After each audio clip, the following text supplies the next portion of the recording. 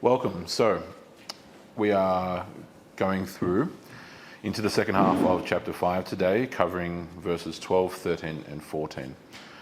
What we're going to do is, in this latter half, as I was just explaining before we began, we're breaking down this second half of chapter 5 into 3 particular lessons. So 12 to 14, which is what we're looking at today, 15 to 17, which will be the following lesson, and then the ending, so verses 18 to 21. Okay, so 3-verse, 4-verse breakdowns as they kind of roll through respectively, right? Each of those 3 verses. The argument itself is kind of internally flowing one to the other, so it's not as if they are 3 separate sections. All good. Yep. It's not as if they're 3 separate sections covering different topics or anything else. It's one coherent subsection that is obviously, as indicated by the term in the beginning of verse 12, therefore, which is usually what's rendered there, following on from what we've been looking at in the first 11 verses, obviously. But our reasoning for breaking it down is to focus on the different kind of sub-points that he's making in this latter half of the chapter, if that makes sense. Okay? So there are things that we will be covering that will be natural implications or follow-on concepts or ideas, especially in terms of like questions that it raises, that will then be answered in those coming lessons because of the text, right? So we're simply subdividing one coherent point into various sub-points, okay, as he works his way through the argument, right? That is dealing overall, so that we don't bury the lead, with a comparative contrast, okay? Or a contrasting comparison, same thing, between Adam and Christ, okay? Particularly in this chain of consequence in terms of the person, their actions, and the consequences of those actions, right? So the individual, the actions, the outcomes, I suppose you could say. Both in these contrasting aspects that are inevitably related one to the other, okay? Today's lesson obviously begins with the first of those, with Adam specifically, and is entirely focused on the macabre reality, literally and figuratively, of death. Okay? In order that he can then set up, Paul, the point in regard to our salvation from death. Okay? So a lot of it, what we're doing today, is dealing with the ontological nature of death, so the metaphysics of death, the philosophy of death, what it is by nature, how it came to be, why it came to be that way, so on and so forth, all those kinds of things. So deeply theological and philosophical stuff concerning and revolving around the reality of death in the world, right? So that he can make, so that we can see, this really, really important point that he is making that connects the history of God's redemptive work in the world, okay, going all the way back to many of the kind of concepts or things that we've been referencing, or really he's been referencing, I suppose, in this case, in this book, relating back to Abraham or relating back to the Garden of Eden and these kinds of things, all right? So, we will read the passage and then proceed from there. So, Romans chapter 5, verses 12 to 14.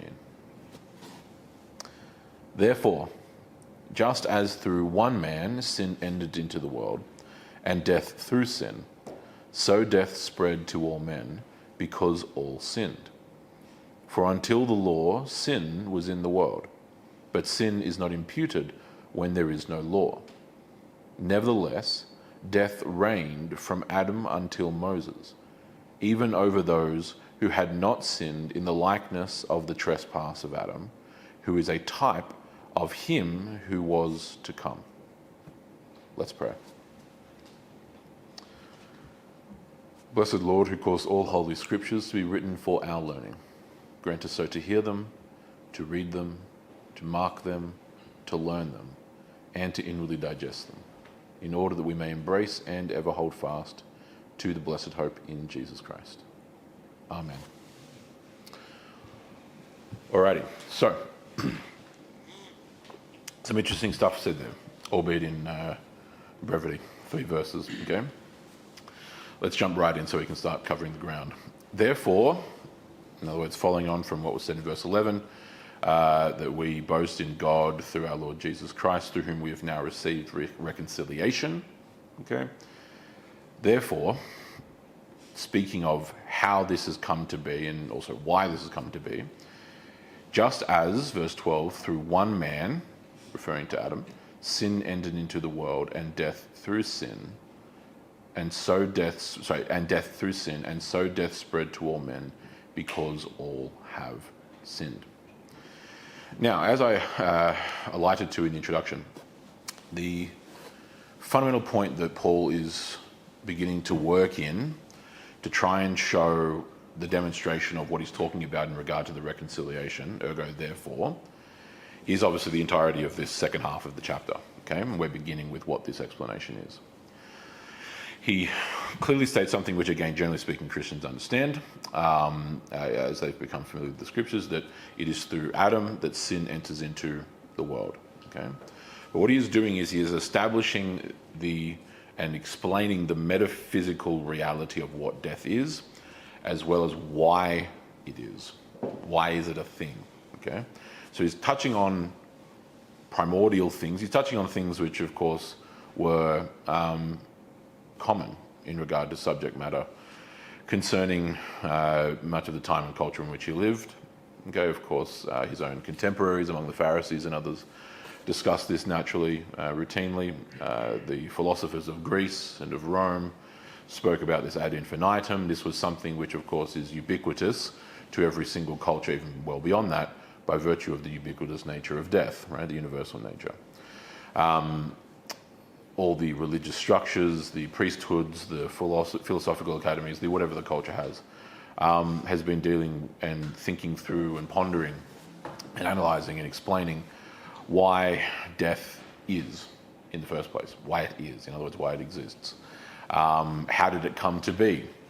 What is its purpose in the world? All these kinds of very large macroscopic concepts and ideas is something which he himself is now here directly addressing. Not that he is the first to do this, obviously, in the biblical context, but he is doing it in a very particular and thorough way. Okay, certainly in the most consummate degree of depth and particularity, would certainly say. Okay, he's identifying that it is through not some primordial chaos that mankind has merely become enslaved to against his whim, as certain pagan cosmologies would hold. It is not because of some particular ad hoc curse that a god of death placed upon mankind, according to other pagan cosmologies. It is specifically through one particular man. Okay, it is through the first man. Right? That is the means by which sin entered into the world, and it is therefore by that sin that death enters the world. Okay, so he's connecting in the most simplistic terms Adam, sin, death. Okay, person, action, consequence. That framework that I mentioned in the introduction. Okay, person, Adam, action, sin, consequence, death. Okay. Now, despite more modern theological interpretations of the last 200 years, arising for a variety of different reasons, the historic Christian understanding throughout almost the entirety of our religion has always been that this is not merely speaking of death as it relates to human beings, for example, but is relating to death kind of per se in itself, right? The reality of death as it is in all facets is what this is talking about. Okay? The universal position of the Christian church has always been that death in regard to any and all things, so corruption, decay, all these kinds of things which are related unto death, okay, including obviously literally death itself, is the byproduct of the curse that befell the cosmos as a result of mankind's evil. Okay, that consequence aspect of that threefold framework, right? The agent, the action, the outcome. Okay, Adam, sin, death that we're covering thus far. Okay, right. In response to Enlightenment cosmologies arising, particularly kind of in the byproduct or in the wake of the Enlightenment in the 18th century, so by the time we get to the 19th century, atheistic or secular cosmologies like the earliest forms of Darwinianism, or its various evolved forms over the last kind of 150 years since Charles Darwin wrote his magnum opus on the origin of the species. Christian theologians have attempted to try and harmonize those concepts and those works, albeit ineffectually, by virtue of attempting to confine death in the context of what this is talking about here to merely people, okay, so human death, whilst trying to harmonize or accommodate any concept of death beyond the human experience, so be it animalic things like decay in regard to entropy, the laws of thermodynamics, etc., as something that is a separate category, not the purview of what this is pertaining to. Those harmonizations have failed by virtue, well, apart from literally failing, but more importantly by virtue of the fact that that is an entirely novel understanding, okay, of what death is, of how death came into the world, of death's impact upon the world, like all these various things which are of course entirely congruent on each other. Right? The fundamental position has always been the understanding that death in itself, in all forms, arises as a result of the curse that mankind impugns upon the world by virtue of our sin, okay, of our evil. Okay? This is exemplified in a variety of ways. Of course, first and most obviously to mankind, on the day that you eat of the tree of the knowledge of good and evil, in that day you shall surely die. Okay, there is both an ontological warning given, as well as a judicial one. Okay, they both go hand in hand, right? So there is here is what will be the consequence upon nature of what you're doing, right? Death will now enter the world because you will be cut off from the tree of life. Okay, so you will no longer be immortal, as well as at the same time the judicial aspect. Okay, the violation of the word of God, of the command of God. Okay, those two things are entirely complementary, not contradictory. We should never make that error. They are two sides of the same coin. Right? They're not the same side of the coin, but they are two sides of the same coin. Okay, the ontological and the judicial. So what happens as a consequence naturally, and then what happens as a result judicially, legally. Okay? Both of those things, and those are concepts which are going to repeat themselves throughout these lessons, right? Today and in the ones that will come. Okay? So when he says that it is through one man that sin entered the world, and death through sin, he then speaks of death then spreading to all men because all have sinned. Okay? So there is a consequence or a flow-on effect that occurs naturally as a result of that. Now, part of the identification here as to why this occurs, including building on what's going to come throughout the rest of our time today, is in that first link there, right? Through one man. Okay? Adam himself, as the patriarch, quite literally, of all mankind, as the first man, as the one who was created first, and then of course Eve from him, right? Adam being taken from the dust of the earth, spiritual essence being breathed into, using that language, the material essence, okay? Ergo personhood now coming into being, the creation of man. He bore all manner of things that come as a consequence of that. That's typified primarily in the first chapter of Genesis, wherein, as well as the second obviously, wherein man is given the command to, this kind of twofold command, right? To be fruitful and multiply, and to take dominion over the earth, okay? There is a responsibility for growth and for flourishing, and a responsibility for taking dominion, in other words, lordship, in other words, putting into order.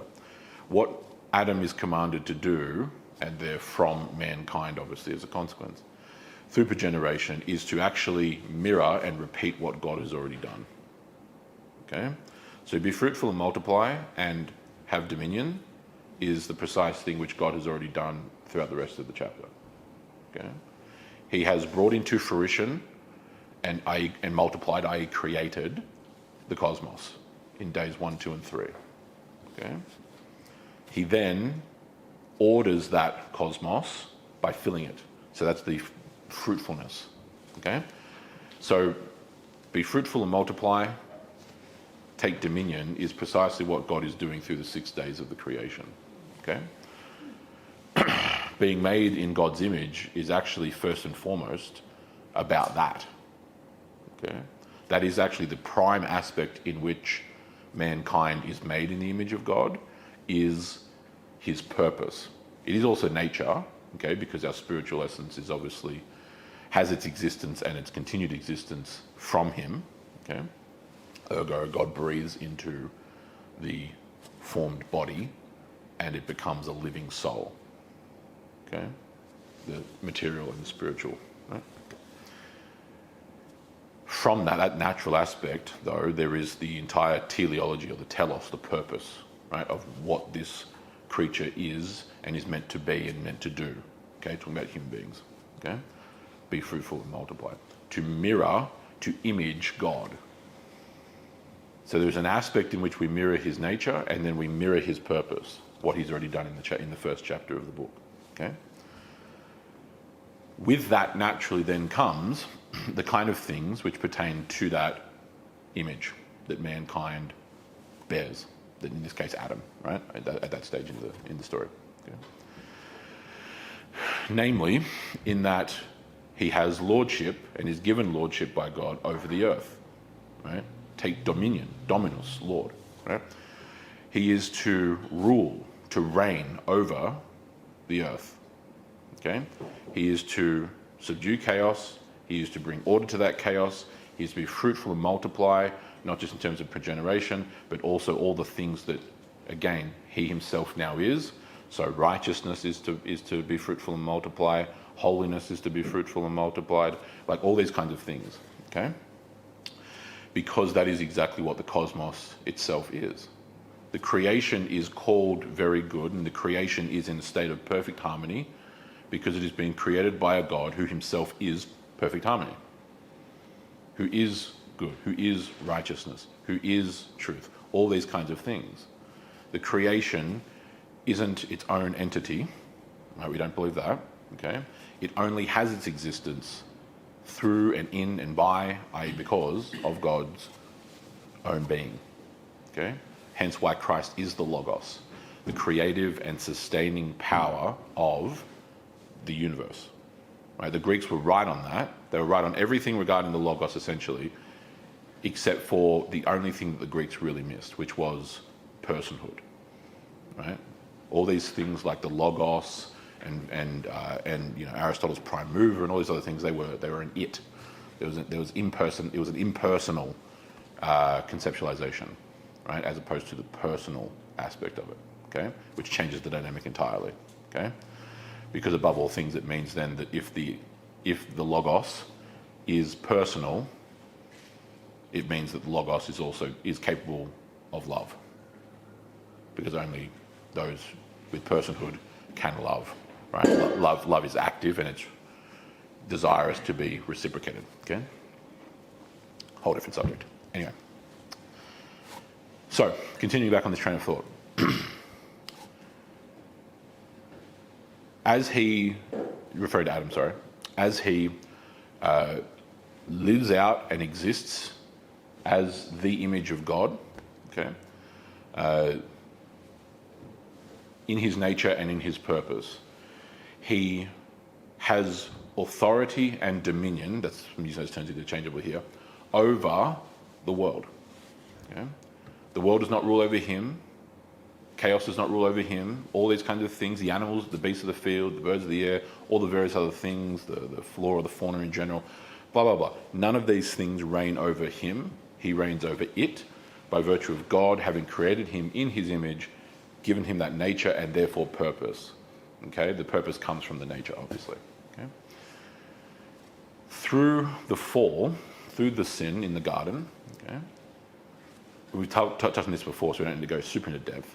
All that gets flipped on its head. Okay, we've talked before about the great chain of being. Okay, God at the top of the hierarchy of all of existence, right, and this kind of thing. And in this particular case, that getting completely reversed in what happens in the fall in the garden. Okay, with God, man, woman, and then the seraphim who are meant to serve mankind, serve God, now being the ones who listen to through Satan. Okay, so Satan ends up speaking his word to the woman offering to Adam making the crux decision to rebel against God. So it's the complete reversal of that chain. We've talked about that before. Okay. As that now occurs, because of that entire reversal, the complete opposite position of what mankind's nature and therefore purpose was created to be, you then have an entire disruption of the cosmos. Because he's already been told, referring to Adam, if you eat of this tree, this will be the consequence. Right? So again, remember, the agent, the action, the outcome. Okay? You, Adam, when you eat of the tree, action, he'll be the outcome, the consequence. Okay? You will die. Right? And that is spoken to him. Okay? So the question, of course, that some may well ask, and as people have asked, and obviously it's been thoroughly answered throughout Christian history, but the question that can naturally arise is, well, why isn't it when Eve partook of the fruit? Okay, because in chapter 2 she partakes, she then gives to her husband, he then partakes. Right? The reasoning for that is because of that exact hierarchy, that chain of being that I was just referring to. Okay, there is an order. Things have been established in their order. Okay, it is akin to it's somewhat akin, essentially, at least by analogue, to asking why it is that death now befell the rest of the cosmos, even though insert animal didn't eat of the tree of the knowledge of good and evil. Do you understand? Right? The humble sunflower did not partake of the tree of the knowledge of good and evil, or any other such trivial example, right? Because who had been given authority over the earth, over the world, over the cosmos? Adam. Not the lion, not the pebble, not the bird, not the pig. It doesn't matter, pick what you want, right? Okay? All those things were subordinate, right? Even in, again, because we're talking in this metaphysical sense, right? Not in terms of power or capability, in terms of physical effect in and of oneself, right? That's not the nature of what this lordship means. It's talking about authority, okay? Obviously evidenced by the word dominion, okay? Dominion, dominus in Latin, lordship, as I was referring to earlier, okay? To have authority over, okay? He who was in authority was the ultimate person that naturally therefore bore what is the key incumbent word for us here today, responsibility. Okay? Eve in this case was quite literally guilty of sin, as was then Adam, consequently or therefrom, but it is ubiquitously explained throughout the scriptures that it is Adam that bore the responsibility. Okay? Responsibility and guilt, though we sometimes in popular parlance use those terms synonymously, they're definitely not the same thing. Okay?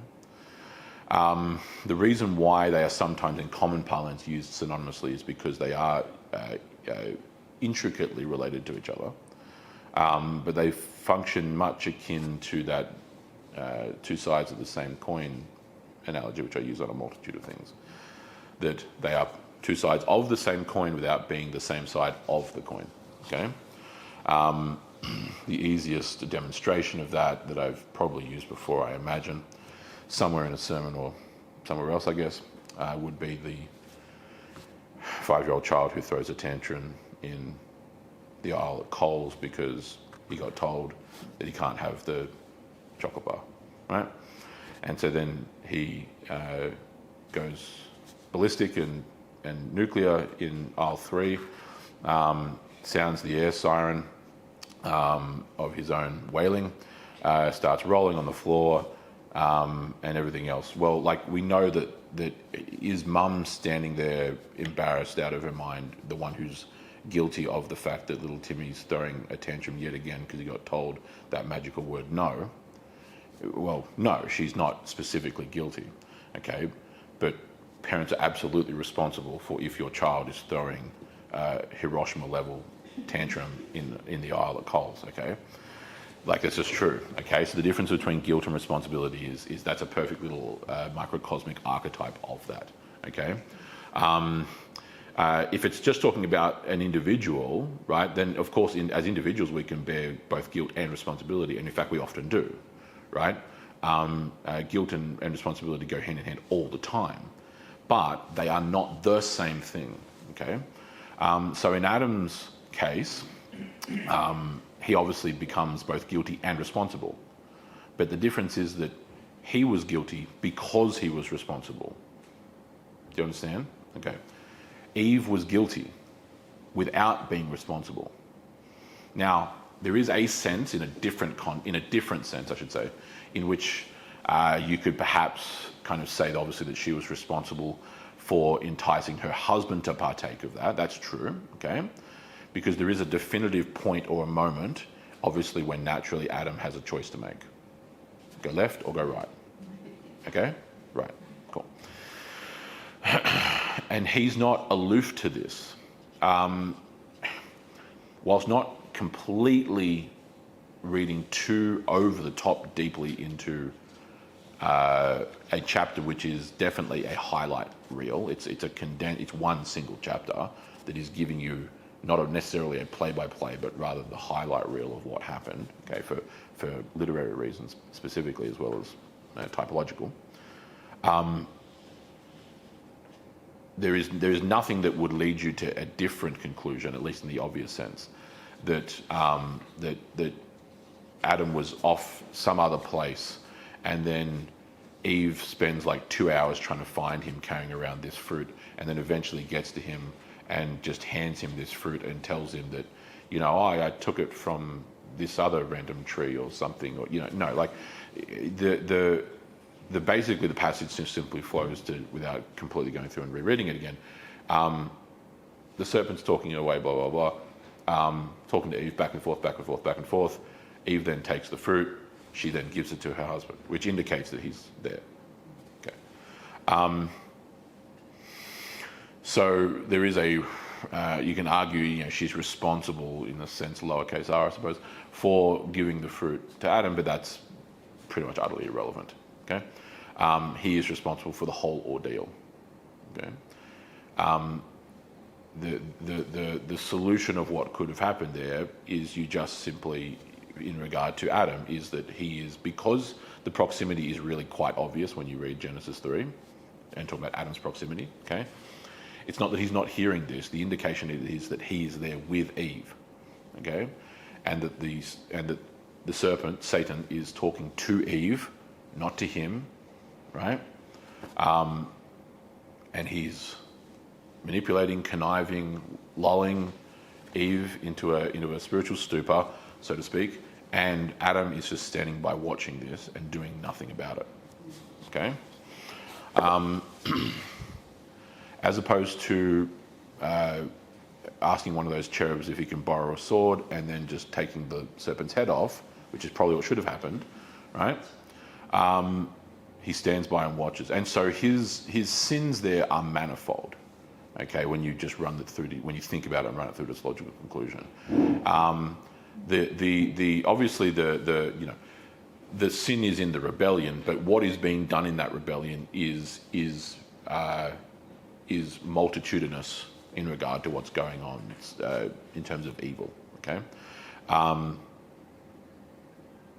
pride, most fundamentally, in regard to thinking that you could disobey God. Obviously, self-righteousness, thinking that you would be able to survive and be fine whilst still doing this thing that God told you not to do. The arrogance is naturally incumbent with that, of course.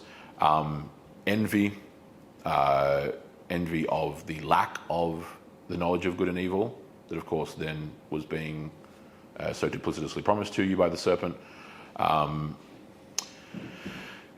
In regard to Adam specifically, because I suppose I'd probably apply to both of them generally, but if we're talking about Adam, it's really the only person who's meaningfully in focus. Eve is largely irrelevant in this discussion. All those things obviously applying through Adam, but then also really obviously as well would be weakness, effeminacy, very directly actually, by virtue of submitting his will to Eve's will, okay?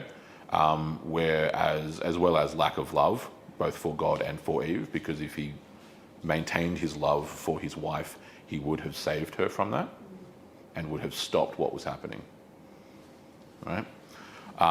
He would have protected her, whereas he didn't protect her. Instead, not only does he not protect her, he then hands over the reins to her to lead him into that, right?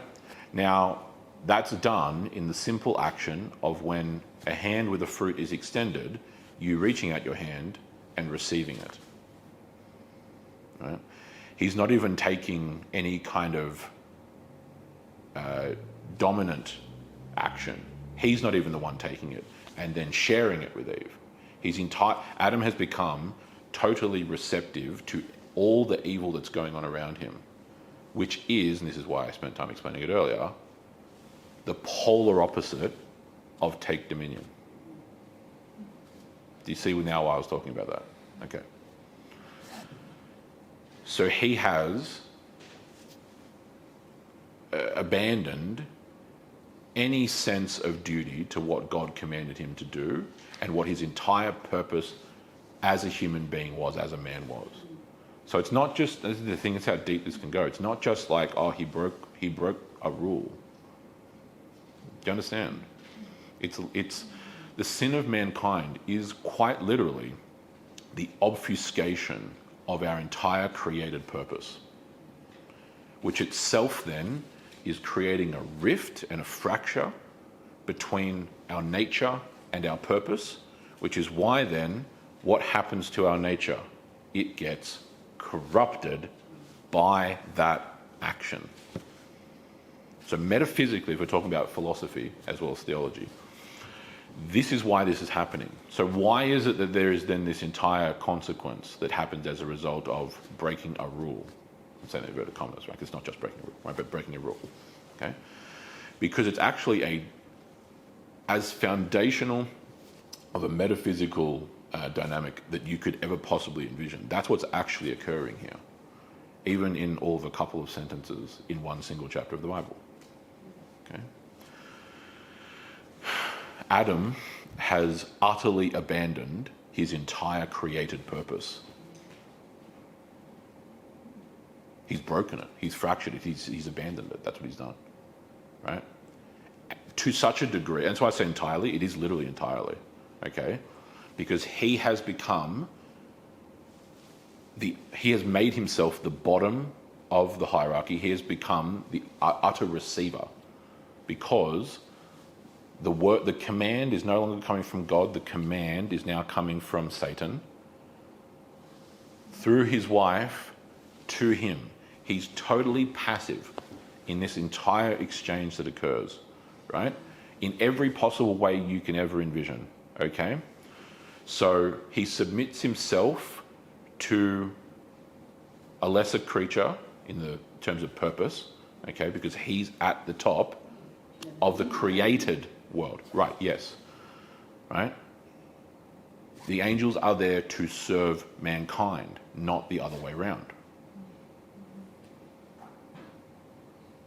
Notice it's not about the power, it's about authority. Right? Because mankind has never been more powerful than the angels in terms of power, raw power, right? Potency. It's not a question of power, it's a question of authority. Another thing that is two sides of the same coin without being the same side of the coin, but a whole different discussion, right? It's about authority, okay? So he has submitted himself to someone beneath him on the hierarchy, okay? The angel, his wife. At the same time, he's receiving the object of their demise. He's not even taking it for himself. He didn't even have the intestinal fortitude to be the one who did the defying, right? He's totally receptive in all of that, quite literally.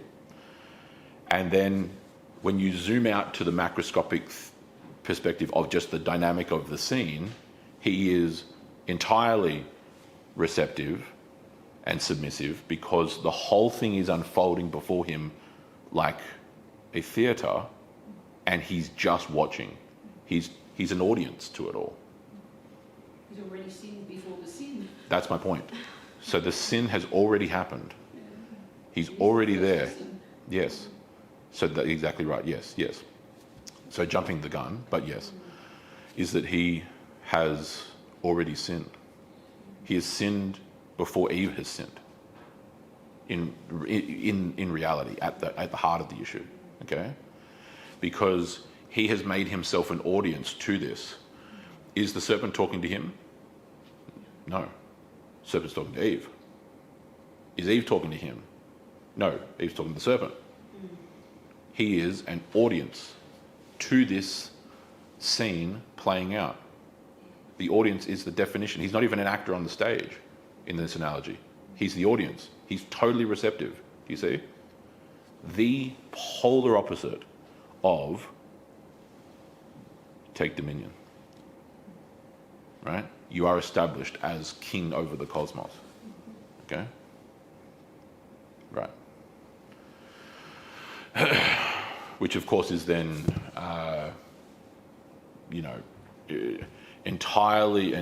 entirely consummated in the excuse that he then levels in response to God finding him, which was what? She made me do it. Right, she made me do it. So complete obfuscation of responsibility because you were Lord of the cosmos. You're the one in the with the authority. Because what comes with authority? Responsibility.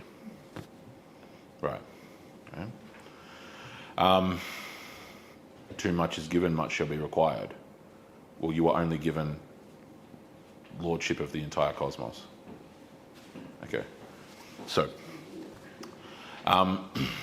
little things. So, as a result of that, right? That's why he then offers that excuse, because he has come saying the fall of as disastrous as the fall of Satan is, the fall of mankind is worse. It really is. Okay, Satan was not given lordship of the world. Right? He took it for himself through that. That's literally the means by which he took it, because now he was Lord of the world. Right? He now became the God of this world, lowercase g, which is why that term is used. Okay? He didn't have that. Okay? Adam had that. Adam gave that up, conceded that to the serpent. And the means by which that was done and which that was achieved was through the introduction of sin, evil, which of course brought death.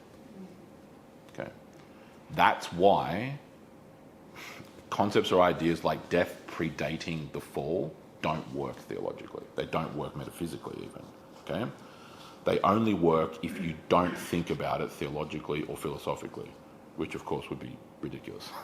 Right? When you understand it to the depth and profundity that it actually bears, you realize very quickly how death and its consequences as a result of the fall must have pervaded all of the cosmos without any kind of form of death prior thereunto. Okay? Because he has lordship over the earth, over the world, over the cosmos. That's what that's saying, right? He has lordship.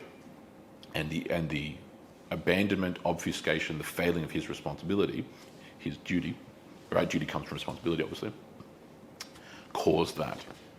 He handed over, in that typological sense, handed over that authority to someone else.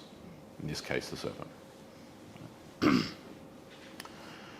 That's why he can say, in very, very simple, straightforward terms, just as through one man's sin entered into the world, and death through sin, so death spread to all men, because all sinned. Now, that final clause there, because all sinned, is speaking obviously then about, he's extending from beyond Adam to obviously the rest of mankind in all the time period that is interloped between Adam and him writing this. Okay, right? So, there is this flow-on effect, okay, that happens, right? All referring to mankind. Sin, in this chain of events that transpires or is kicked into effect, so-called, from Adam's sin, from Adam's rebellion, okay? From the evil he introduces. Now, we've obviously talked about sin and evil. That's why I haven't really mentioned the specific metaphysics of that, right? We've talked plenty of times before about evil / sin / any other synonym you want to use being an absence of good, an absence of righteousness, right? You've heard me talk about this before, okay? So sin is not a positive force in the world, right? An active one in that sense, right? A positive thing of its own substance. It's the absence of something else. It's the absence of righteousness, okay? It's a negative force in that more academic terminology, okay? Death ends up spreading to all men because all sinned. There is this transpiring, perpetuating effect, okay? Where now mankind's nature and purpose, because they have been corrupted, the nature and the purpose don't go away, they simply become corrupted, okay? So mankind does not cease to be mankind when mankind sins, in this case Adam, okay? Right. Nor does his purpose end. Both of those things, the nature and the purpose, the ontology and the teleology, are now simply corrupted, cursed, to use that more generic terminology that gets used, right? Okay. Let's address both of those because that's what he's touching on here, right? So death spread to all men because all sinned. Okay. Death spread to all men, nature, because all sinned, purpose. That's the platform here. Okay, let's break this down. The image of God is shattered. Okay, it's broken. It's no longer what it once was, right? Adam, in his creation, prior to the fall, that is bearing the image of God, right? He actually images, because image is not just some, image, it means what we think it is, right? You're mirroring it, okay? Icon in the Greek, icon, right? It's a picture, like a painting, okay? A portrait of someone is actually meant to look like the person of whom the portrait is of, right? To image or mirror God, who himself is perfect, completed, right, without any fault, any frailty, any absence, right? That's what Adam has. That's now no longer the case. Mankind no longer images God as we once did, okay? We bear a semblance of it, okay? So we don't lose the distinction that exists between us and other things in the creation, right? We still have sentience, okay? We still have conscience. We still have all the things that none of these material, inanimate objects around you have, right? These kind of things. We still have a distinction in regard to our person that the animals have, or in this case don't have, right? Regarding spirit, okay? Those kinds of things. So on and so forth. But all of that has been corrupted. It no longer actually images what it once did, right? It's why, I mean, a lot of modern Christians have heard the term image of God, but interestingly enough, it's not really a popular term or phrase that's really been used all that much throughout Christian history. Its popularity is really only the last 150 years or so. Not because it's incorrect, right? Obviously, the Genesis 1 and 2 speak of mankind being created in the image of God, right? But we've just got to be specific in our understanding of what that means. It's a mirror that has been shattered into a million pieces, right? The substance is still a mirror, sure, but it's not a mirror. It's not functioning as a mirror. We can't use it as a mirror, right? There is a distinct change, or a corruption in this case, a decay, in what's occurring there, okay? That's what happens with the nature and the purpose of mankind. So, because those two things continue to exist yet have become corrupted by sin, evil, the consequences are thus. Mankind's nature, which was once righteous, is now no longer righteous.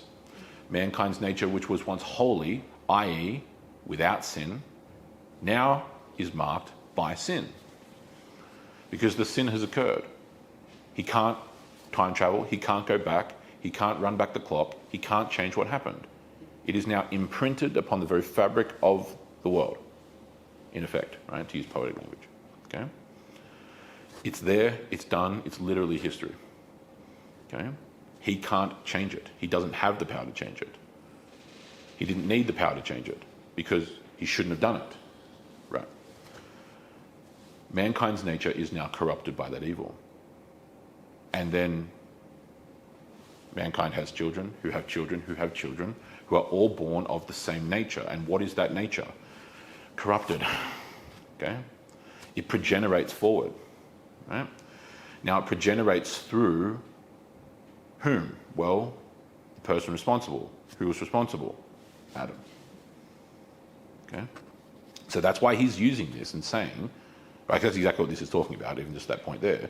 Just as through one man's sin entered into the world, and death through sin, so death spread to all men because all sinned. Right? So that's the chain. Adam is the beginning of that link.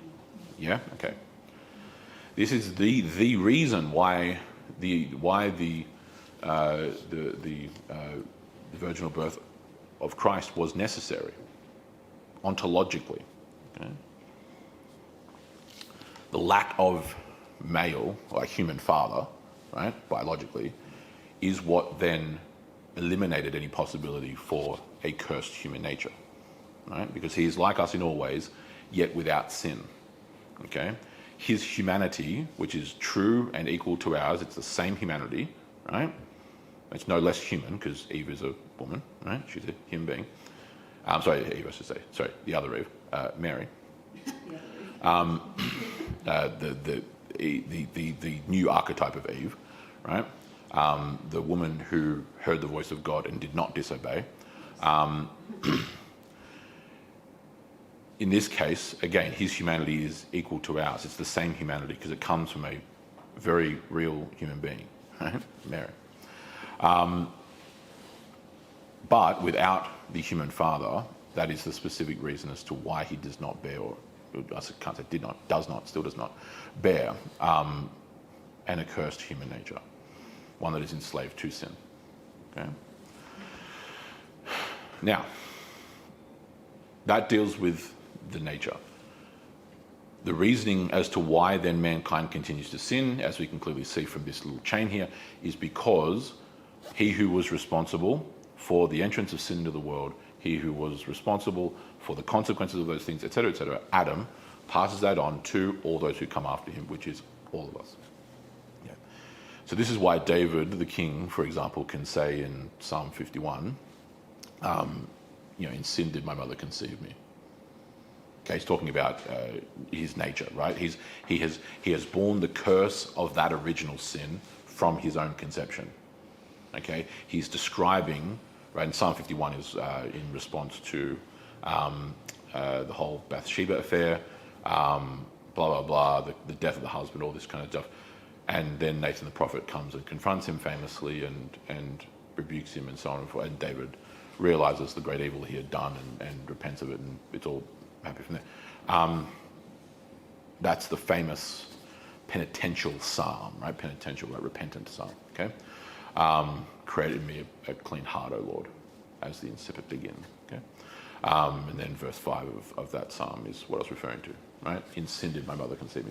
So David, the king, is acknowledging and confessing to God. He's acknowledging, I am fallen, I am corrupted by nature, as we all are, right? This is why this has happened, okay? I can't save myself. I'm utterly dependent on God's mercy. Please have mercy on me, right? It's a deeply humble, penitential song, okay? Psalm 51, right? Very important one. That's what he's referring to, okay? And so there is this flow-on effect in regard to the nature of man, because the nature of man doesn't cease to exist simply because of the sin, okay? The nature of man remains, the purpose of man remains, But both of those things, the ontology and the teleology, are now corrupted. Right? So that's the first side of things. Right? It spreads forth to all mankind. So this is why various different heresies that have arisen along these lines, like Pelagianism, are manifestly wrong. Okay? So Pelagius was a bishop from Britain, ironically Roman Britain, in the 5th century AD, contemporary of St. Augustine of Hippo. He taught that human beings are inherently, it's complex, but long story short, the simplest way of explaining it is that, to put in more modern parlance, right? He didn't use these literal words, but this is what we would mean in English, that mankind is inherently neutral in a kind of sense, okay? That he is only sinful based on actions that are then taken over the course of his life, okay? So in other words, it's a denial of the inherent corruption of the human condition, okay? It's not a denial of evil. Pelagius definitely didn't deny evil. That wasn't the issue. The issue was the distinction between nature and actions. So agency and actions were part of that, the 2 out of the 3 things we were talking about earlier, right?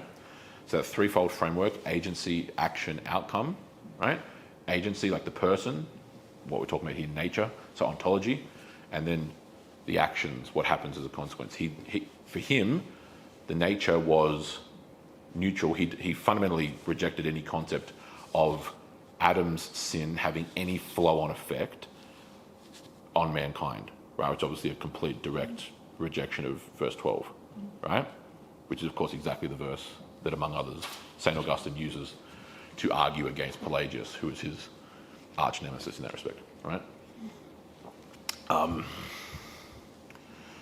That's just not historical tidbits, by the way, because the entire anthropology of the Enlightenment is the revival of the Pelagian heresy. Okay? So many of the famous Enlightenment philosophers, like John Locke, for example, were Pelagians. Okay? The entire American Republic would not exist were it not for the 2 treatises of government, which is John Locke's magnum opus, and the entire book is filled with Pelagian assumptions that mankind is inherently neutral ontologically, or morally speaking. Okay,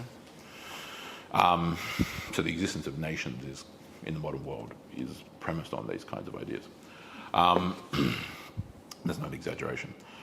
So these are not just like, oh, this thing that happened back then that's irrelevant to any of you. It's actually entirely relevant.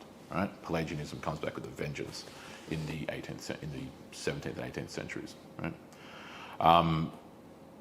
In direct contradiction to what this is very clearly explaining. Okay, so that's the ontological side of the corruption. So the corruption of the human nature, the corruption of the purpose. Okay, obviously directly tied to that is the second part of that proverbial equation. Okay, so where mankind was in perfect obedience to God, he now was routinely in disobedience. Okay? His will is now enslaved, that's touching the nature side, and his actions are then in conformity to that will, obviously. Okay? People do what comes forth from their own nature. Okay? It is not what goes into the mouth of man that corrupts him, defiles him, but what comes out of the man that defiles him. To quote Christ's words in the context of dietary laws, the whole reason for him saying that was to explain that this is just an image of what the reality is. The reality is that the actions come forth from the internal nature, not the other way around. Okay? Sin is not just some external thing that you're impugned upon by. Right? It's something which comes forth from the heart of man. Right? The heart being an image of the soul. Okay? That's the point that Christ makes in the Gospels on that subject. Right? So the teleology is defined and understood in light of the ontology, the nature, not the other way around. Right? So our nature isn't determined by our purpose. Our purpose is determined by our nature. Make sense? Okay. Ergo, when that corrupts, this corrupts. And the way in which that corrupts, the purpose, is then all the actions that you then see. Right? So when Adam was given dominion, that was meant to be a lordship over the world in perfect justice and righteousness and love and all these things, which of course then is completely corrupted. And so then its domination and rulership through tyranny, through violence, through duplicity and lies, right? All the opposites of truth, justice, love, like, you know what I mean? Okay. All of those things. It's why, by the way, there's actually more than one reason. This is one of the reasons as to why the very next story that follows the fall, Genesis 4, is an act of what on the part of Cain? Murder. So it's not like, oh, he followed in his father's footsteps and stole some of Abel's sacrificial items, right? No, it's not something. Not that that's irrelevant, but it's trivial. I say that colloquially, right? Trivial compared to what he actually does, right? It's from 0 to 100 and straight to murder. So it literally is the destruction of the human being. It's the first actual physical death. Right. Now, much could be, there's so many layers to just that story alone that aren't even really obvious just in chapter 4. You've got to read it. You've got to see what's going on in the background, right? It's entirely there. It's not that it's not there. It's just that you have to think about it in multiple kind of layers of depth, right? So in the case of chapter 4 in Genesis, where the story is basically it's just pretty much entirely about Cain and Abel, effectively, right? In the background is Adam, the father, right? He's still alive, okay? In the day that you eat of the tree of the knowledge of good and evil, you shall surely die. Well, he now has the distinct curse of standing and living in the world and watching his own son die. He's alive, like Adam's alive. He watches that death, that first death happen, right? He's privy to it, what I'm saying to you, right? And so his son dies because mankind's nature is corrupted. Mankind's nature is corrupted because he sinned. He's not even the first one to die. It's not even his wife who's the first one to die. It is his own son. Now, that son, keep in mind, another layer, is part of the seed of the woman that has been foretold in that promise in Genesis 3, right? The promise that's given, the only glimmer of hope that's given there, right, in terms of the promises, right? There's cursing this, cursing that, cursing this. We'll come back to that in a minute, right? And then the promise is given that the seed of the woman, descendant of the woman, shall crush the serpent, okay? Well, Abel is that seed, that descendant, because he's Eve's son as well, right? And he's killed by no less than one of his other sons, obviously, okay? Right? So he watches death, the first death happen, which is a death that he should have faced. And it's happening to his own son, right? So all of these layers are going on here in terms of consequence and all manner of things, right? So it's not just, I'm saying, it's not just like, oh, some other kind of theft happened, because I guess you could categorize, taking fruit from the tree of the knowledge of good and evil as theft, because it is, right? This cuts past theft, it cuts past lying, because obviously theft takes place in the garden, lying takes place in the garden, prior to all these things. There's a whole bunch of things that take place in the garden without actually being listed, right? That's what I was talking about earlier, right? And there is a form of spiritual death, right, being cut off from the tree of life, right? But the physical death hasn't yet happened to man, right? It now has, right, through the death of Abel, okay? So all of this is just consequence upon consequence upon consequence. Adam spends the rest of his life watching violence proliferate, not decline. He watches lies proliferate, not decline. He watches all manner of vice and sin multiply. because it's now no longer righteousness that is being fruitful and multiplying. It is evil and death that is being fruitful and multiplying. Because Abel dies. And then eventually this person dies, and that person dies, and this person dies, and eventually, and we get 2 chapters later, and the entire world is so consumed with evil and wickedness, right? Not literally every single last thing that's ever done, but so overwhelmingly overrun by evil and wickedness that God hits the reset button and decides, right, intentionally, to reset it all through a new archetype of Adam, Noah. That's how bad it gets. So that's the teleology, the purpose. Be fruitful and multiply and have dominion. Do you understand? Right? So evil is now being fruitful and multiplying, not righteousness. Unholiness, not holiness. Lies, not truth. Rebellion, not obedience. Do you see? So the entire teleology of man, be fruitful and multiply, have dominion, is now operating in the opposite direction of what it was designed to be. The nature and purpose of mankind remain, but both have now become corrupted.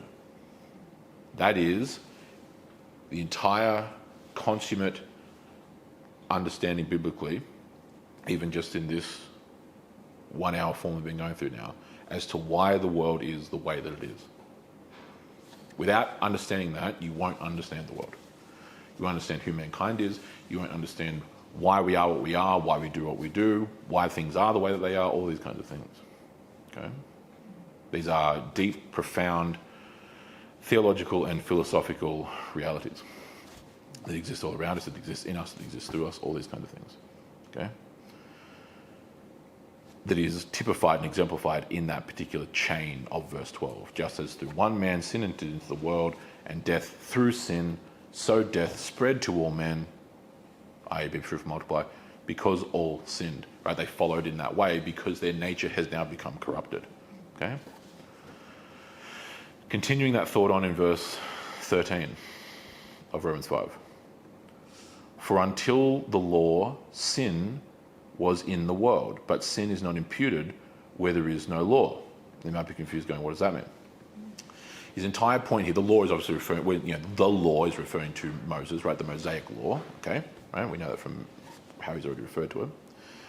What he is attempting to communicate here, very, very clearly, right, is, remember what we looked at in chapters 1 and 2, right? For all have sinned and fallen short of the glory of God, right? All these kinds of things. Chapter 2, there is no good, no one good, no, not one, right? No one seeks God. No one seeks after righteousness, right? All of mankind has become fallen and corrupted by nature, all these kinds of things that he's been touching on already, okay?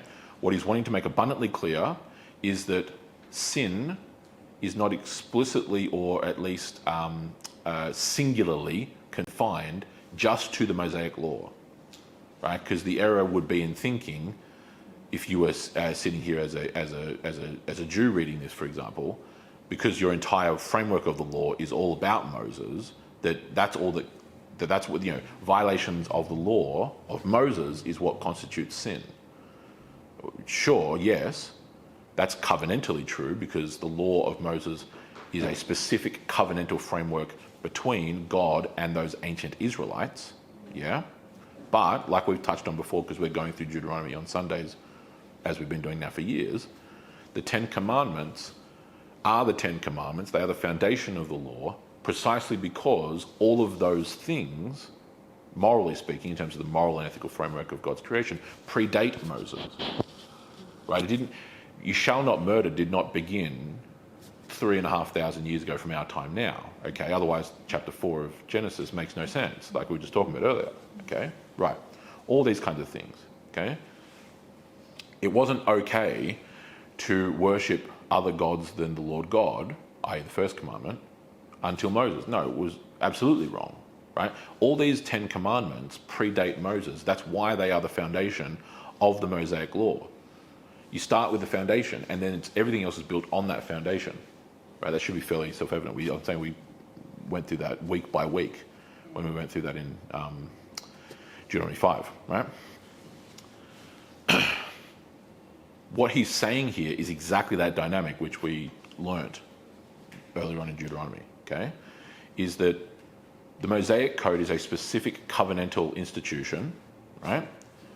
Built on essential moral foundations that are then explicated and expanded out from there, okay, across the 613 different laws that make up the Mosaic Covenant in the Old Testament, okay? That Mosaic Covenant has ceased.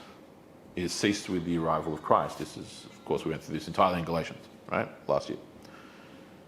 And there is a new and better covenant, the fulfillment of all that had come before it, especially going back to Abraham, okay? But there were no tablets of stone with 10 commandments inscribed upon them when God met with Abraham. Were there? No. Or with Noah. Or even with Adam. Adam wasn't given 2 stones with the law inscribed upon them. Okay? The law was on the heart, the conscience. Okay? So this is the thing that, if we were going through Exodus specifically, we would have preached on it by this point. Or not quite yet, we'd be doing it when you go up to chapter 20, right, where the 10 Commandments are given for the first time. Okay? Is that the thing that is often easy to miss and totally understandably too, is that the inscription of the law, the 10 Commandments, in this case the foundational aspect of the law, on the stones of tablet is a condescension of the law. It's a downgrade, and I'll explain what I mean by that, right? The law, those things didn't change. I'm saying to you, they did not. His whole point here is that they did not come into existence simply with Moses, right? Because murder was still murder prior to Moses. Cool, okay. But Moses doesn't create those stone tablets, if you recall at all the stories from Exodus 20, right? God inscribes it on those stones himself, okay? On a material, concrete object that was from the earth, stone, and external to man. It's a downgrade condescension to start to try and lift man up from the fallenness of his own estate. Because prior to that, morality, the law, was written on the heart, i.e. the conscience, right? Cain knew that this was wrong. He wasn't confused, right? When Cain slew his own brother, he didn't turn around and engage in some kind of appellate process and special pleading going, well, hold on here, no one pump your brakes, no one told me this was out of bounds, right? He obviously knew this was wrong, right? But when did we get a single sentence prior to Genesis 4 saying, thou shalt not murder? We didn't. We didn't need it. Mankind already knew this. Okay? Do you understand? Right. Super duper duper important to understand this. Because once again, we've touched on this a lot of times, you have to understand, well, let me phrase it this way. Once you understand the history of the world as an arc, right, this arc movement from Eden down and then to the end of things back up, all these things make sense. We've talked about this on so many dynamics. It even came up yesterday when we were talking about the relationship between monotheistic forms of paganism and polytheistic forms of paganism. We were talking things yesterday in our apologetics course, right?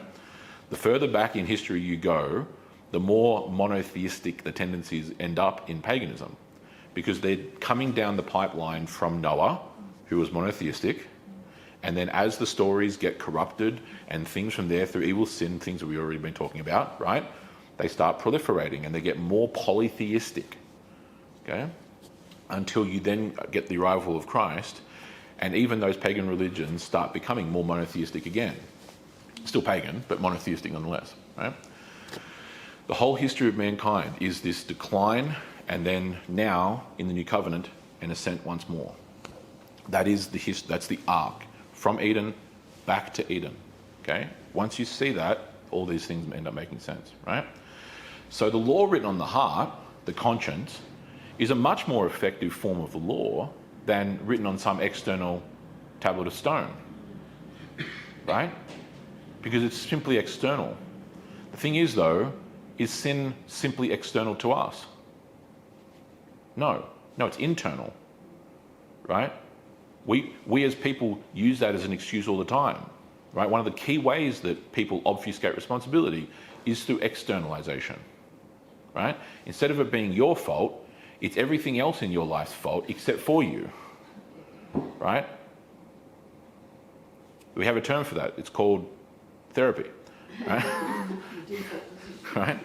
The entire philosophical culture of modern therapy, so the entire philosophical framework of modern therapeutic culture is that, right? It's literally everything else's fault except you, right? You are the last thing that is ever the problem with anything going on in your life in modern therapeutic speak, okay? It's always something else.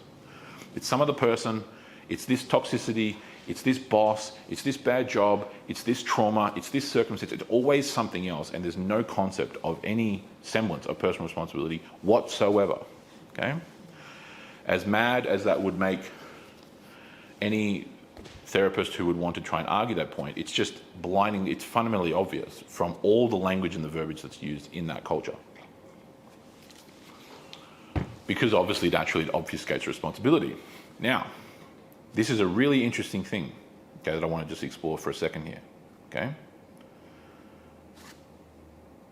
The externalization of responsibility, of moral responsibility, i.e. the externalization of sin, is the exact thing that I already explained Adam did earlier. The woman made me do it. See? Right. That was the first therapy session. When Adam complained to his therapist, God, that it was the woman who made him do it, not him. He completely obfuscated responsibility. Right? That tendency has literally, a tendency which quite literally is the default standard of modern Western society, is born in the garden. That's not an exaggeration. Okay?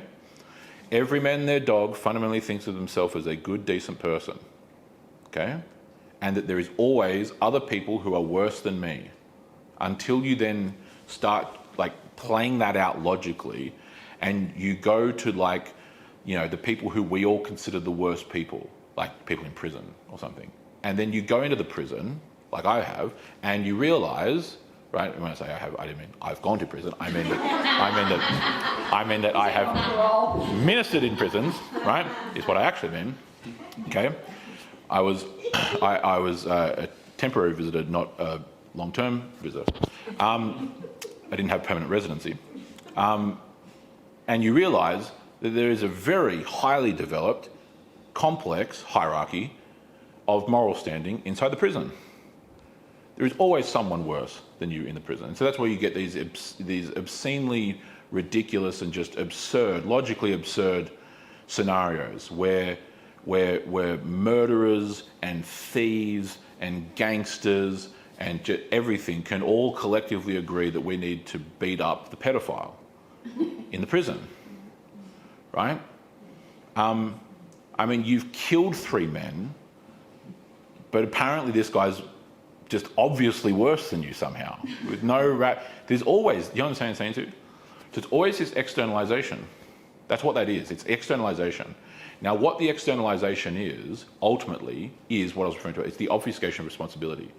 Because once you externalize it, it's no longer internal, which means it's not my nature, it's the circumstances around me. Do you see? Okay. It's the same mentality that pervades all kinds of things that have been going on for 100 years now, right? The whole kind of new age concept that plays in with the wacky esoteric side of new age, even into much more overtly religious, quasi-Christian side of things. Of manifesting and having a dream board and speaking these things into existence. That whole concept of affirmations. I am healthy, I am wealthy, I am happy. Da da da da da. What it is, all this kind of nonsense. All of that is externalization, right? If you just change these externalized things, right? which is what that kind of verbiage is. Like you're proclaiming it around, you're proclaiming it over the world around you. So it's entirely externally focused. It ironically believes itself to be internally focused. In reality, it's the complete opposite. It's all actually externalized, right? Is that the reason why this is happening, is not because, your circumstances are bad and this is blah, blah, blah. No, almost every problem that most people have in their life, not all, but almost all problems, are in some way or another related to you, right? Not all, because there is plenty of things that you're just actually legitimately a victim of. But the proportional ratio between that and you is gargantuan, okay? Just a general rule of thumb in life, okay? Because sin is not just some external thing. Evil is not some boogeyman out there. No, it's within the heart of man. That's where it comes from, right? So it's always got to maintain a balance, right? That this is why the Christian ethos has always called for humility, right? It's always called for humility because in recognizing the sin in others, we must understand that that is another human being who is also the exact same creature that we are, a human being. Lest we think that they're the only ones who have sin and that we don't. Well, we have a perfect little parable for that. It's not really a parable, it's more of an idiom actually. It already existed at the time. Take the log out of your own eye if we try and take the speck out of someone else's. Now, if you've taken the log out of your own eye, honky-dory, you can now see properly and you can see the speck in someone else's eye. Right? So it's talking about hypocrisy in that case. Right? It's not just talking about evil in general, it's talking about hypocrisy specifically. Right? So like complaining that this person is a liar, right, that you're dealing with when you have a very tentative relationship with the truth in yourself, right? That's log and speck stuff, right? Okay. But that's why that dynamic is there. Okay? It's why many of the great theologians throughout history have opined something along those lines, right? There'd be all kind of examples, but even just one that pops to mind of St. Martin Luther, right? When someone calls you a liar, what are you to do? Well, why disagree with them? Have you not told lies? Right? So it's calling for actually having genuine introspection and realizing that this is something endemic to the human condition that impugns upon us all. Okay? And that fundamentally in verse 13, it is not something only confined to the law of Moses. No, this is something which goes back to Adam. So what he's wanting to do here is make it really, really clear. This is not just some invention of the Mosaic covenant in the Old Testament. Okay? This is something that goes back to the very beginnings of mankind, which is why, to finalize the point about the whole externalized kind of tendency, right? As I mentioned that the law on the tablets was God condescending to us, right? To give an external object. That's why he also says that the law is incapable of saving you. Because it's this external thing, written on stone tablets, written in a book, right? You reading the Ten Commandments on page whatever of the book of Deuteronomy, so let's say chapter 5, or the book of Exodus, chapter 20, and just reading that and going, okay, I won't do this, this, and this, and this, is not actually going to save you ultimately. It's a guide, it's a light, it shows you the way of truth, the way of righteousness. All that's true, we've spoken on that many times before. But the law is powerless to save. In other words, the law is powerless to cleanse us of that curse of sin and to change our nature for the better. We need something more than just an external law. Now, this is an extremely critical point that I want you to try and see in terms of application here, okay?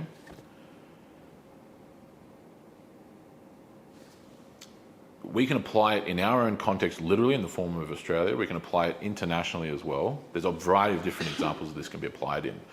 Because of how globally integrated the world is now, they almost become one and the same in certain respects, okay? Every time we look, when I say external, I'm talking about at the human level, right?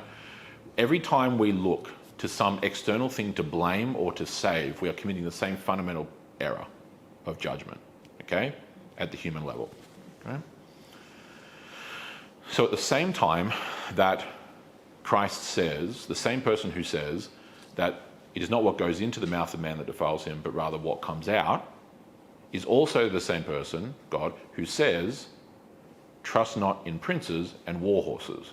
In other words, powerful men and mighty armies, because they are ultimately powerless to save you. Only God can, right? Why does he say that? Why does he say those two kinds of things? And there are various other representations that happen multiple times in the Bible. Because mankind's tendency, because we externalize these things in terms of evil, is to do the same thing in regard to what will save us, or what will maintain order, or what will do this, or what will do that, right? To give you super obvious examples, there's perhaps no greater example than this than, say, for example, the way that the Americans treat their constitution. Okay? Now, we do similar things here in regard to politics, and I'll go to that in a second, right? America, allegedly united, has an entirely internally fractured understanding of what it is and what it should be doing. There are people who are purists in terms of political philosophy. Here's what the Constitution says, here's what it is, it must be obeyed, right? Dun, dun, dun, dun, dun, dun. There are others on the opposite end of that spectrum who, if they had the opportunity, would use the Constitution for toilet paper. There's then a whole smattering of things in between that spectrum, right? All of which is the problem of treating an external document as if it is sacrosanct, as if it has any power to do something, okay?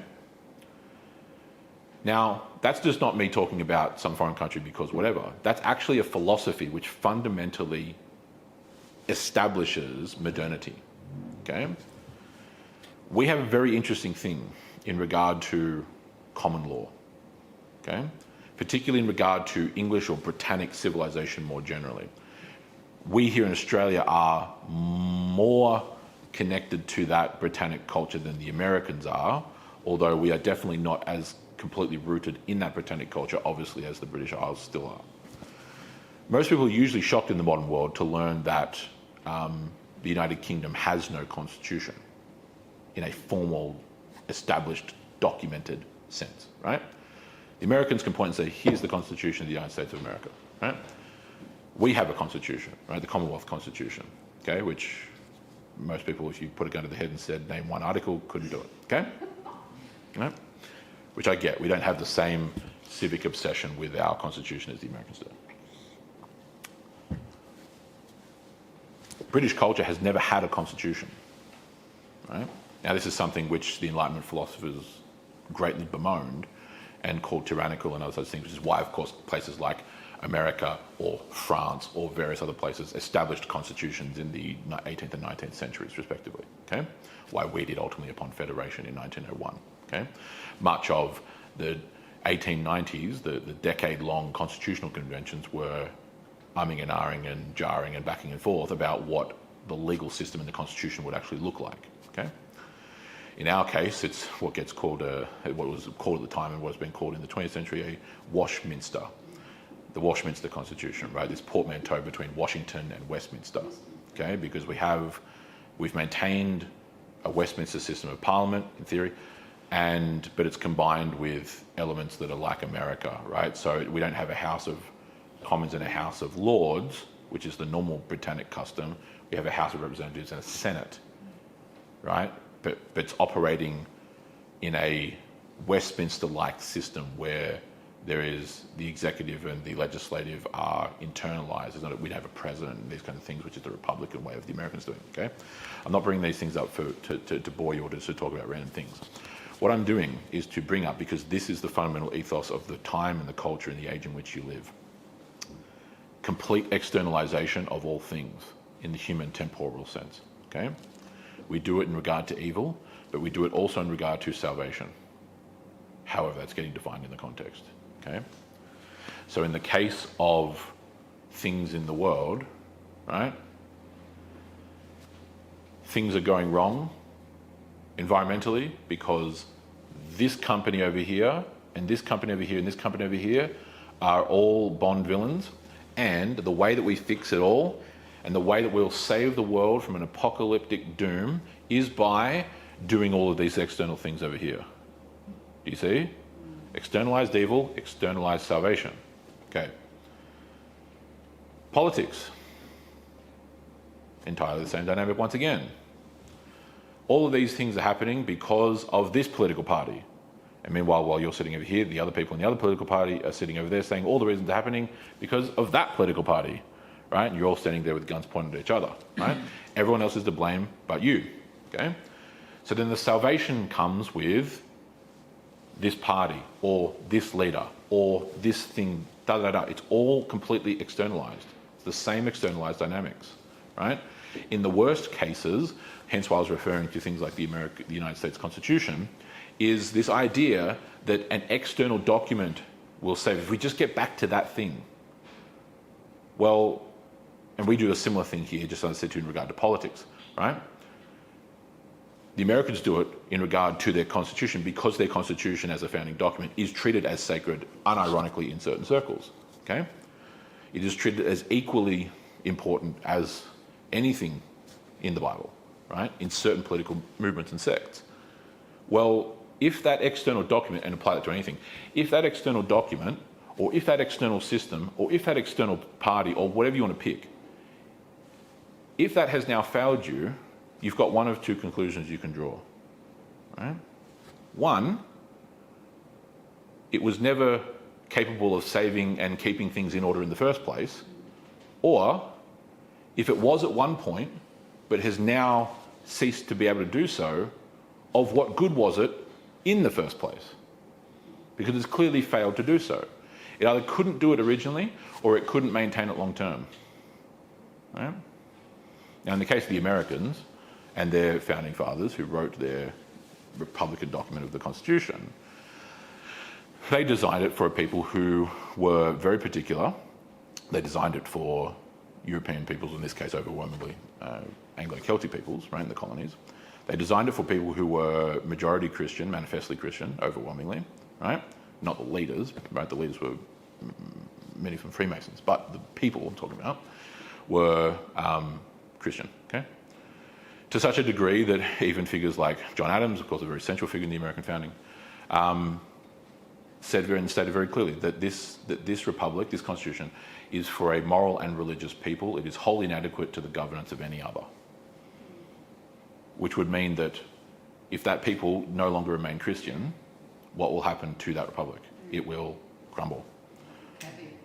Right, yeah. So, fortunately or unfortunately for the Americans, that decline in Christianity only begins 5 minutes after the revolution. Right? And America has been on it. Christianity has declined every single year and decade since the turn of the 19th century. So 200 years ago, okay? Because an external document, like a constitution, the fact that you wrote magic words on a magic piece of paper, parchment in this case, doesn't actually change the heart of man. That's God's entire point in the Bible. There has to be the change of the heart. Now, the reason why the common law system has never had a constitution is because it actually understood that reality. It knew that just having an external constitution doesn't magically mean that, oh, now everyone's going to start doing the right thing. Because you can just as easily fob off that external document and say, oh, I don't care. Oh, your magic words on your magic paper said that I couldn't do it? Are you going to stop me? If you can stop me, well, of course, now I'm in trouble. But what if I could stop you? What if I'm more powerful than you? What if I'm more corrupt than you? What if I'm willing to cross lines that you're not willing to cross? Which means that I have an inherent pragmatic advantage.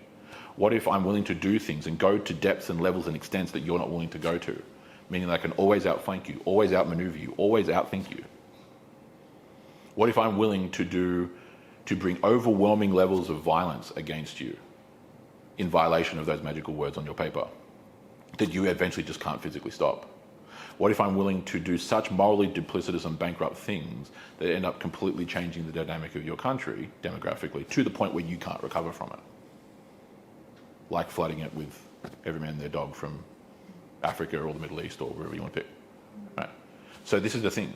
External things, paper, militaries, parties, pick what you want, are incapable of ultimately keeping things together. They can keep things together to a degree in time or to a degree in measure. But they are powerless ultimately to actually completely fulfill and sustain and uphold in perpetuity. They can't do it. Only the human heart can. Now, of course, the human heart is corrupt, but thank God then God provides redemption, more on that in the coming weeks, to then change that heart. You see? There has to be an inward spiritual transformation. It's the only way it works. It's the only way it works. Right? Everything's failing around us. What's been happening to Christianity? Right? It doesn't take a rocket scientist to figure this out. It does not take a rocket scientist. How is it that the most politically, economically, and logistically advanced and sophisticated civilizations in the history of the world, America, Canada, Australia, the United States, Canada, United Kingdom, New Zealand, much of Europe, right? All these kinds of places. How are they all absolutely falling off a cliff at the exact same time committing just straight up civilizational suicide? We have the ability to communicate virtually instantaneously to the other side of the planet, right? Through a means and a mechanism of physical cables running across entire ocean beds, of invisible rays and frequencies ping-ponging off of satellites orbiting the planet. We have the ability to take a portable sun in the form of a nuclear bomb and obliterate a city and make it uninhabitable for 1,000 years. We have the ability to just literally create money out of nothing with 3 keystrokes and some manipulation of ones and zeros on a computer screen. We have all of these powers which just anyone prior to even like 100 years ago, let alone 200, let alone 500, God forbid, let alone 1,000 years ago, like couldn't even conceive of. Like the brain would just start short wiring, even looking at moving objects on this thing that I'm seated in front of here, let alone showing them what they're looking at right now as they sit there watching me talking on a screen to a camera, like all these things. And the whole thing is crumbling around us. We are literally powerless to stop it all. We can't do it. Because at the end of the day, all the externalized things, you cannot outrun the corruption of the human heart. The corruption of the human heart, sin, evil, is more powerful than every single technological power that we possess.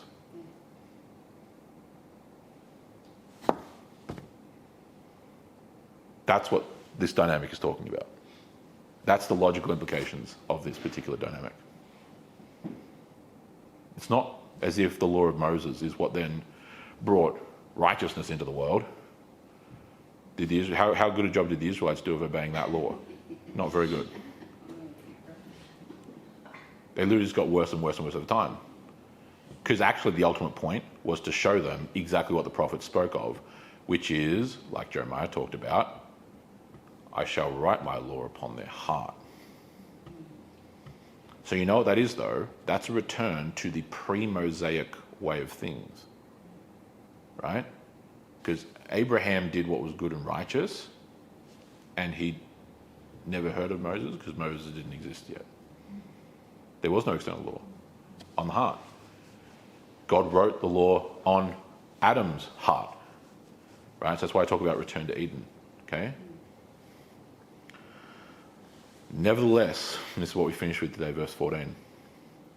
Death reigned from Adam until Moses, even over those who had not sinned in the likeness of the trespass of Adam, who is a type of him who was to come. Okay? So he's saying, nevertheless, right, even though there was no law prior to Moses, death still reigned because there was sin prior to Moses, because sin is not a consequence of the written law, right? Sin is a consequence of the corruption of the human nature. That's the whole point. Ergo, verse 12, right? And he anthropomorphizes death in this way, right? Death reigns. So notice this language of exactly what we're talking about all the way at the beginning for that first period in verse 12, right? Adam's dominion. Now death had dominion over Adam. So Adam was to rule over all life. Now, the antithesis of life, death, ruled over him. Right? Mankind. Right? The total inversion of the created order. Total inversion. Complete inversion. And he who wielded that death, Satan. Right? The prince of darkness. Right? The god of this, lowercase g, god of this world. Okay? And so death reigned from Adam until Moses. It was now in dominion. It was now in rule. Because every person, every man, woman, and child ultimately fell into submission to death. Because the one thing guaranteed in life, all people will die. So if you think about it in this kind of typological dynamic that's being used here, slightly poetic, but still that's the point of it, it's communicating the point, is that everyone eventually bends the knee, literally keels over to death. Death had ultimate dominion now. That's what the problem was. All die, no one can escape it, just like the dynamic I was talking about just a few minutes ago. All the technological power, all the this, it's the same thing now, right? Which is why so many, in the modern kind of technological age, at the highest levels of corporate and political power, this is why the philosophy of transhumanism has been born, right? All of it is an attempt to try and pull off the miraculous escape that no people or civilization have ever been able to pull off, right? Escaping death. And so every single sci-fi novel is treated as a guidebook, not a warning. Every single concept of transmuting consciousness into a digital form, every concept of cyborgian biogenetics and biotechnics between merging mankind and machine, every idea that is thrown around unironically and very, very seriously in the upper echelons of the technocratic elite are all for that purpose, right? The even down to the much more macabre and more overtly diabolical things of the abortion industry being used for 1,000 different reasons, one of which is to procure stem cells to try and prolong people's lives, right?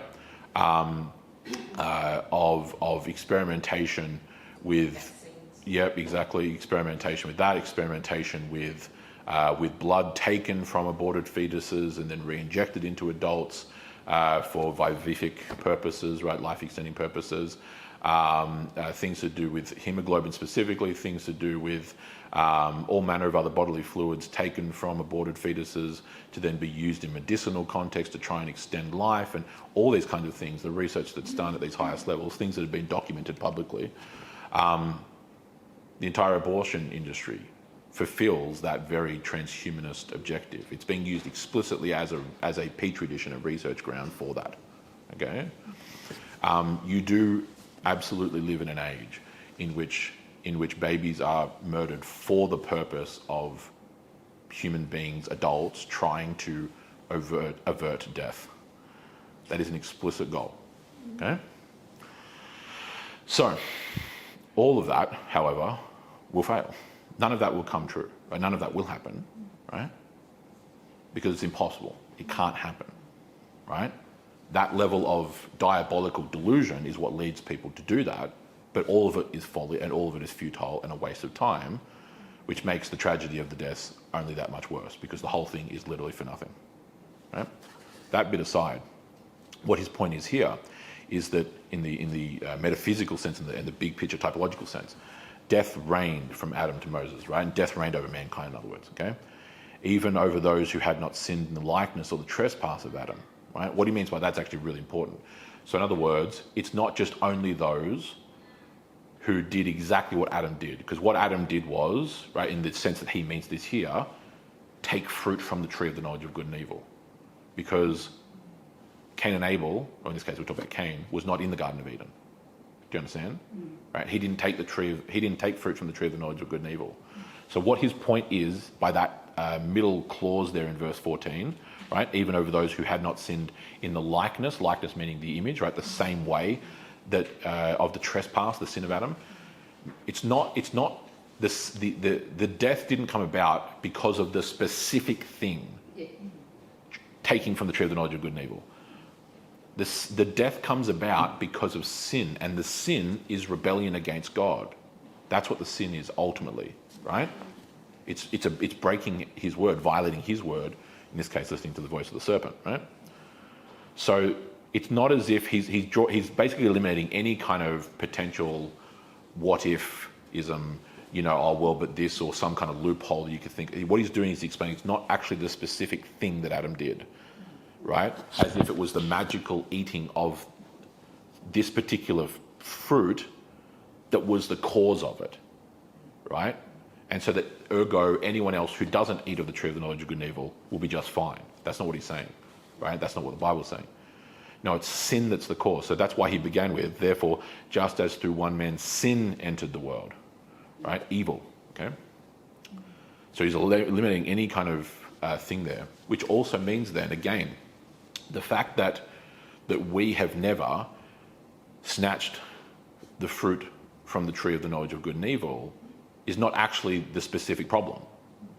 It's much deeper than that. That's what his point is, okay? And finishes by explaining that Adam, this is how This is how he joins this to what he's about to say. This is how he's about to introduce the contrast, which is the whole point, if you remember the introduction, the whole point of this latter portion, this latter half of chapter 5 here, so verse 12 to the end, is a comparative contrast between Adam and Christ. And this is how he opens the door to that. Who, referring to Adam, is a type of him, capital H, Christ, who was to come. Okay, a type. This is why we use the word typology, right? A type means a foreshadowing. Okay, it's something that typologically demonstrates something else. Okay, that's why we use that term typology. Okay, it's a type of thing, one thing to the other. So Adam is a type of Christ, because Adam, right, was a perfect man without sin, who ruled the world, who had dominion, who was the top of the created order. He was the apex and summit of God's creation. Ringing any bells? Okay. Now the difference here is that, and this is how, again, it's going to get explained once we work our way through here, okay, is that the distinction, obviously, therefore, that exists between Christ and Adam is that his divinity is not created, right? His humanity is, right? So there's this harmonization that occurs, this hypostasis in the Greek, right? Hypostatic, okay? This unification that occurs between the human and the divine, but we'll leave that for the next lessons, right? But Adam is a type of him who was to come. So this is why language gets used in this chapter and the next chapter, chapter 6, of the first Adam and the last Adam. Okay, last meaning ultimate. We'll go into that when we work our way through, okay? Christ is the new Adam in that sense. That's what we'll be seeing over the coming lessons. So, there we go.